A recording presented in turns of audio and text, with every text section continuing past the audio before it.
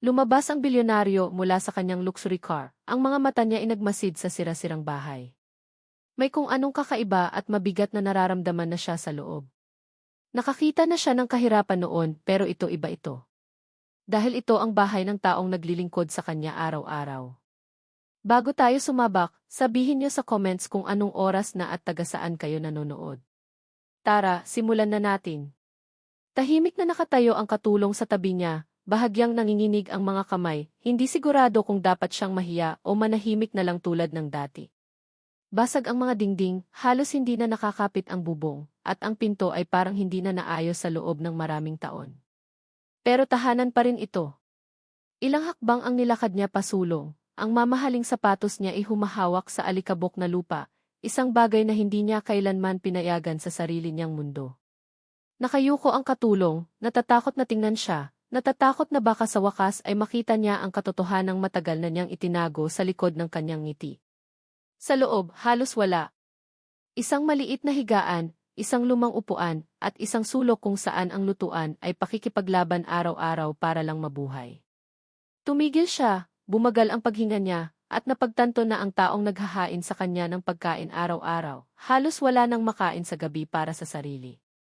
Lalong tumitindi ang katahimikan sa pagitan nila, mas malakas pa sa anumang salita, habang ang guilt ay unti-unting sumisipsip sa kanyang perpektong kontroladong isip.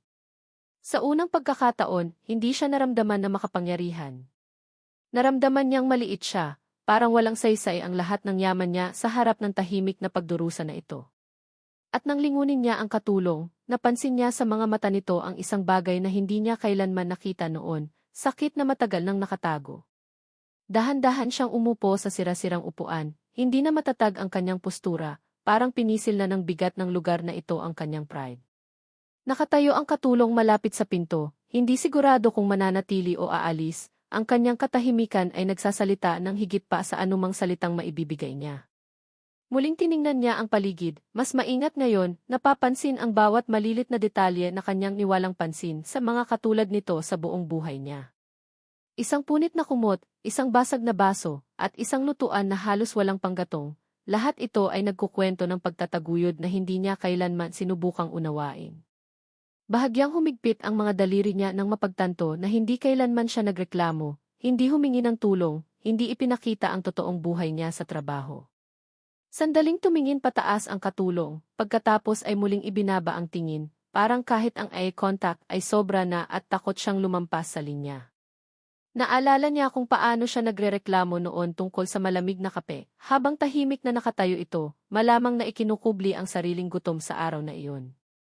Isang malalim na hininga ang lumabas sa dibdib niya, mas mabigat kaysa dati, habang ang pagsisisi ay unti-unting pumapalit sa arrogance na madali niyang dala-dala noon. Sinubukan niyang magsalita, pero walang salitang lumabas dahil sa unang pagkakataon, hindi niya alam kung ano ang tama. Dahan-dahang inilagay ng katulong ang tray sa maliit na mesa, iniaalok ang parehong serbisyo na ibinibigay niya araw-araw, kahit sa sarili niyang wasak na mundo. Ang simpleng kilos na iyon ay tumama sa kanya ng higit pa sa kahit ano, dahil kahit dito, pinili pa rin ito ang respeto kaysa ipakita ang kanyang mga paghihirap. At sa sandaling iyon, napagtanto niya na ang katotohanan ay hindi lang masakit. Ito ay isang bagay na hindi na niya kayang baliwalain kahit gaano pa niya subukan. Dahan-dahang binuhat niya ang tasa, pero hindi na matatag ang mga kamay niya, parang ang bigat ng tahimik na paghihirap nito ay umabot na sa kanyang kaluluwa. Tahimik na nakatayo ang katulong, nanonood mula sa malayo, kalmado ang mukha, pero ang mga mata ay puno ng taon-taon ng sakit na hindi niya kailanman pinayagang makita ng kahit sino. Uminom siya ng isang higop, pagkatapos ay tumigil, napagtanto na ang simpleng tsaan na ito ay maaaring nagkakahalaga ng higit pa sa iniisip niya sa kanyang komportableng mundo. Bumalik sa isip niya ang mga panahong sinayang niya ang pagkain, itinapon ang mga pagkain, at nagrereklamo ng hindi iniisip ang mga walang-wala. Isang tahimik na guilt ang lumalim sa loob niya, hindi malakas, hindi dramatic, pero sapat na mabigat para mapakipot at maging hindi komportable ang dibdib niya. Unang beses na nagsalita ng mahina ang katulong, sinabing iyon lang ang meron siya, matatag ang boses, pero may katotohanang hindi na kailangan pang ipaliwanag. Muling tiningnan niya ito, talagang tiningnan ngayon, napapansin ang pagod sa mukha, ang lakas na nakatago sa likod ng tahimik na pag-uugali. Sa loob ng maraming taon, invisible siya sa kanya, isa lang na manggagawa, isa lang na presensya, hindi isang kwentong pantao na dapat unawain. Mas masakit ang realization na iyon kaysa sa kahit ano dahil hindi lang ang sitwasyon nito. Ang kanyang pagkabulag ang lumikha ng distansyang ito. Dahan-dahang ibinaba niya ang tasa, hindi na makapagpatuloy, habang ang mga emosyong hindi niya kailanman pinayagang maramdaman ay unti-unting sumisirit ng hindi mapigilan. Bahagyang tumalikod ang katulong, binigyan siya ng espasyo, parang ayaw niyang maging uncomfortable siya, kahit sa sarili niyang sakit. At sa tahimik na palitan na iyon, may kung anong nabasag sa loob niya. Hindi ang imahe niya, kundi ang taong akala niya siya. Sumandal siya pasulong, mga siko sa tuhod, nakatitig sa alikabok na sahig na parang naghahanap ng mga sagot na dapat matagal na niyang natagpuan. Tahimik na umatras ang katulong, binigyan siya ng espasyo, banayad ang presensya, parang sanay na siyang maging maliit sa bawat sitwasyon. Naalala niya kung paano ito bumati sa kanya tuwing umaga, laging may respeto, hindi late, hindi pabaya, kahit ano pa ang hinaharap niya sa bahay. Isang matinding realization ang tumama sa kanya. Habang siya ay nabubuhay sa karangyaan, ito ay nabubuhay sa pangalawang buhay ng paghihirap at hindi niya man lang napansin. Humigpit ang dibdib niya nang isipin ang mahahabang oras na ginugugol nito sa trabaho, pagkatapos ay uwi rito sa lugar na halos walang pahinga.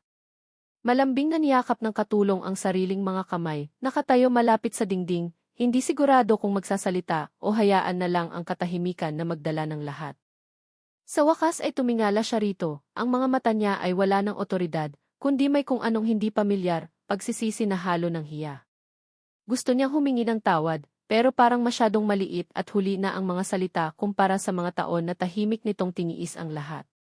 Sa unang pagkakataon, tinanong niya ang sarili, hindi bilang negosyante, kundi bilang tao na nabigo sa pagkakita sa sakit ng kapwa-tao.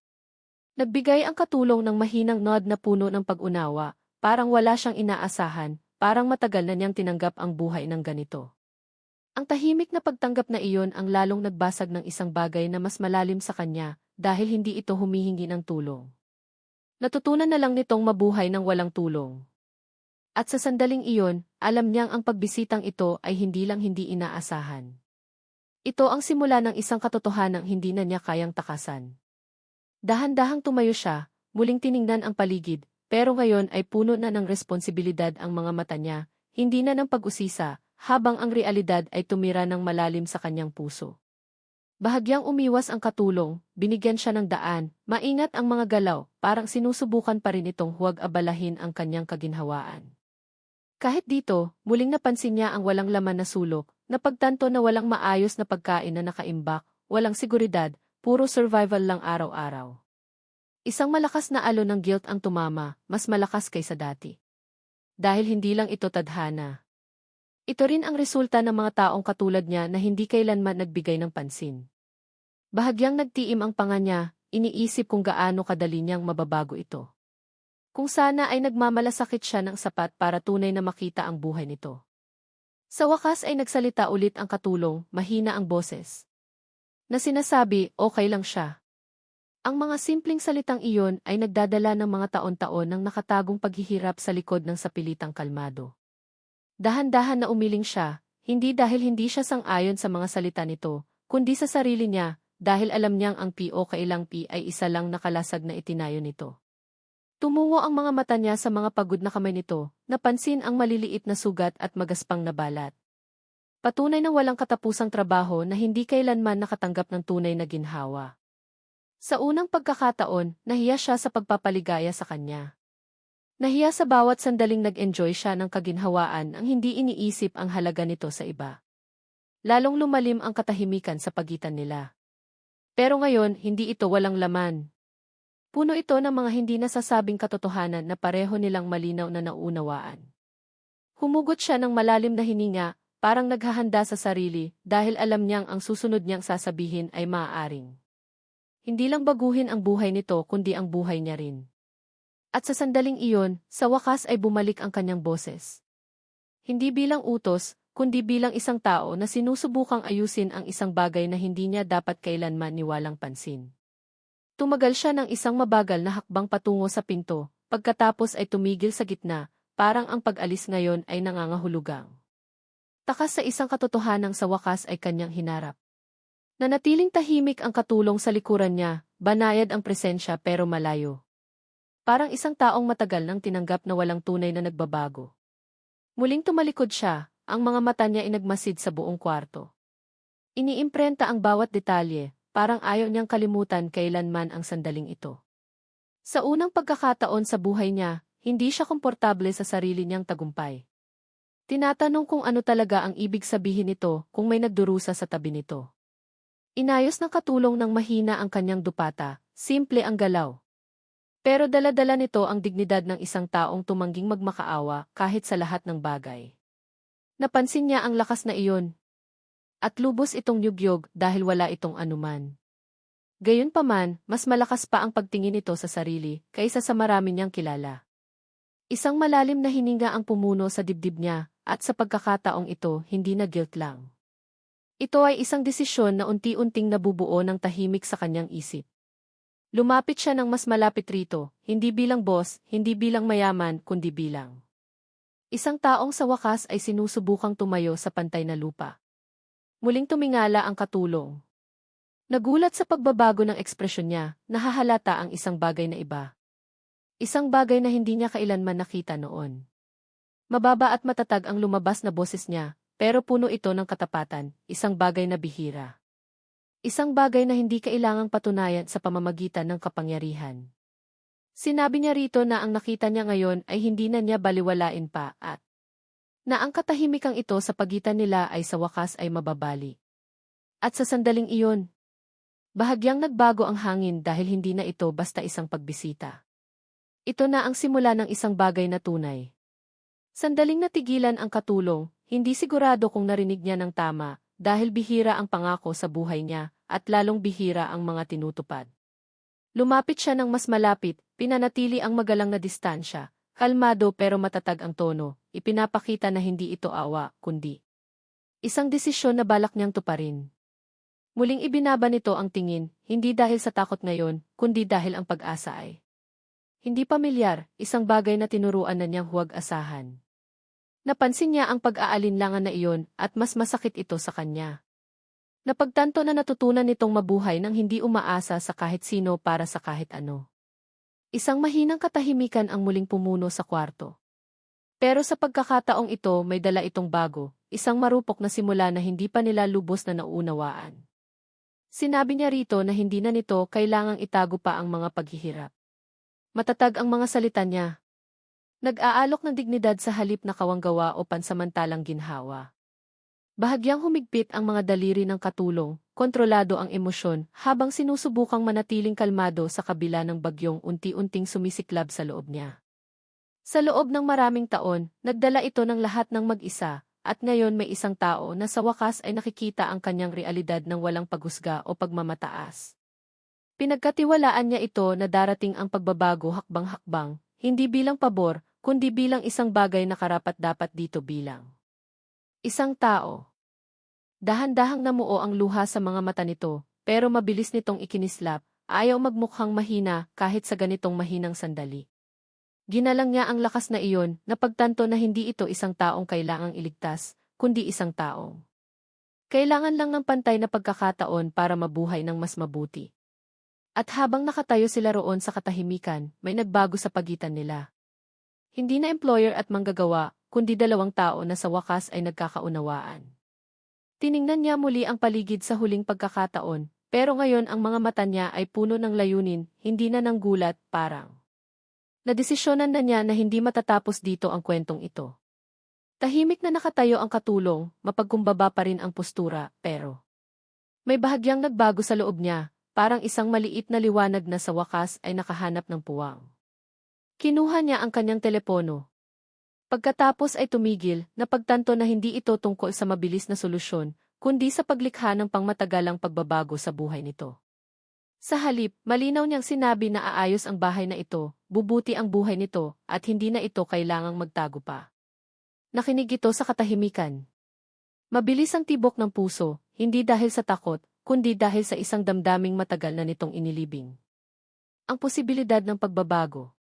Pinagkatiwalaan niya ito na magpapatuloy ang trabaho nito ng may respeto, mas mataas na sweldo, at maayos na pangangalaga. Dahil ang dignidad ay hindi dapat opsyonal. Sa wakas ay tumingala ang katulong, ang mga mata ay puno ng tahimik na luha, hindi ng kahinaan, kundi ng ginhawang hindi nito kailanman inakalang mararamdaman. Bahagyang tumango siya, ayaw ng pasasalamat dahil hindi ito kabaitan. Ito ay isang bagay na dapat niyang ginawa noon pa, bago pa ngayon.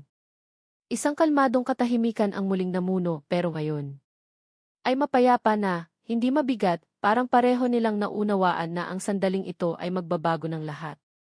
Tumalikod siya patungo sa pinto. Pero sa pagkakataong ito ay hindi niya naramdaman na aalis, dahil bahagi na niya ang naiwan dito.